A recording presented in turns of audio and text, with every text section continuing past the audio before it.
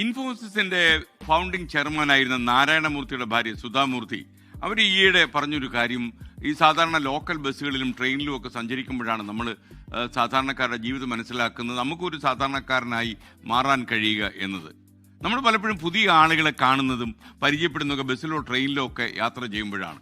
വിമാനത്തിൽ യാത്ര ചെയ്യുമ്പോൾ നമുക്ക് ആളുകളെ അങ്ങനെ പരിചയപ്പെടാൻ കഴിയില്ല. വളരെ ഗൗരവത്തോടെ ഇരിക്കുന്ന ആളുകളായിരിക്കും കൂടുതലും നമ്മുടെ ഇടത്തും വലത്തും ഒക്കെ ഇരിക്കുന്നത്. മാത്രമല്ല അവർ സംസാരപ്രിയരും ആയിരിക്കില്ല.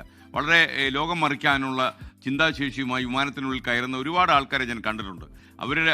അവരുടെ ജീവിതത്തിൻ്റെ ഭാരം മുഴുവൻ അവർ തലയിലേറ്റി വെച്ചായിരിക്കും വിമാനത്തിനുള്ളിൽ കിടക്കുക. വളരെ അപൂർവം ആൾക്കാർ മാത്രമേ നമ്മോട് സംസാരിക്കാൻ തന്നെ താല്പര്യപ്പെടൂ.